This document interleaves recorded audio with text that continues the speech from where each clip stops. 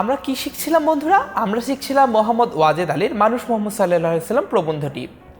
এই প্রবন্ধে লেখক মূলত দেখেছেন হযরত মোহাম্মদ সাল্লাল্লাহু আলাইহি সাল্লাম একজন সাধারণ মানুষই। একজন সাধারণ মানুষের কিন্তু জীবনে অনেক সময় অনেক ভুল হতে পারে। লেখক বলেছেন মানুষ ত্রুটির অধীন, হযরতও মানুষ। তার মানে বন্ধুরা আমরা বুঝতে পারছি হযরত মোহাম্মদ সাল্লাল্লাহু আলাইহি সাল্লাম কিন্তু ভুল ত্রুটির ঊর্ধ্বে নন, যেহেতু তিনি একজন সাধারণ মানুষ আমাদের মতোই। এরপরে লেখক একই কথাই বলছেন, আমরা এইমাত্র যা শিখলাম। সুতরাং তাহারও ত্রুটি হইতে পারে, তাহার তুচ্ছতম ত্রুটির প্রতিও ইঙ্গিত আসিল কুরআনের একটি বাণীতে। বন্ধুরা তার এই যে তুচ্ছতম ত্রুটিটি কী ছিল বন্ধুরা, সেটি আমরা আসো জেনে নেই। হযরত মুহাম্মদ সাল্লাল্লাহু আলাইহি সাল্লাম একদিন বক্তৃতা দিচ্ছিলেন।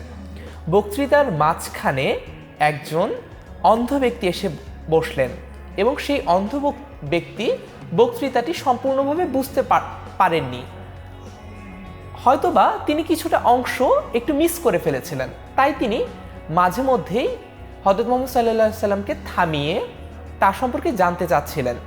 তার এই যে জানতে চাওয়াটা, তা হযরত মুহাম্মদ সাল্লাল্লাহু আলাইহি সাল্লামের মনে সামান্য একটুখানি বিরক্তির উদ্রেক করে।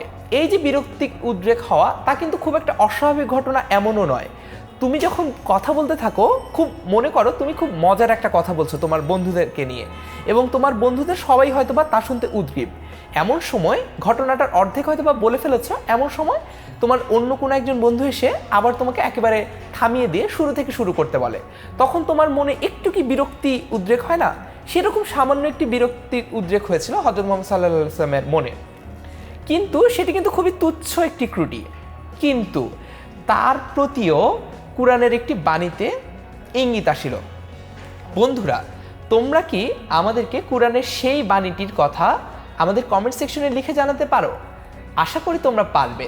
আমরা তোমাদের এই উত্তরগুলো থেকে দেখে যাচাই করে জানিয়ে দেব কারা সঠিক। এরপর তিনি বিনা দ্বিধায় বিনা সংকোচে তাহা সকলের কাছে প্রচার করিলেন। অর্থাৎ হযরত মুহাম্মদ সাল্লাল্লাহু আলাইহি সাল্লামের যে তুচ্ছতম ত্রুটিটির কথা আমরা একটু আগে জানলাম, সেই ত্রুটিটির কথা যখন কুরআনের একটি বাণীতে ইঙ্গিত আকারে আসলো যে এটি করা তার জন্য ঠিক হয়নি, তখন তিনি কিন্তু তা অন্যদের মাঝেও তা প্রচার এবং প্রকাশ করেছেন। তার মানে হচ্ছে তিনি কিন্তু তা লুকিয়ে রাখেননি। তার যে ভুল, সেই ভুলটিকে তিনি স্বীকার করেছেন এবং অন্যদেরকেও তা জানিয়েছেন। তাই লেখক বলেছেন তিনি বিনা দ্বিধায় বিনা সংকোচে সকলের কাছে সেই কুরআনের আয়াতটি প্রচার করিলেন। বন্ধুরা কমেন্ট সেকশনে কিন্তু আমাদেরকে জানাবে কুরআনের কোন বাণীতে এই ত্রুটির কথা আল্লাহ তাআলা নির্দেশ করেছেন।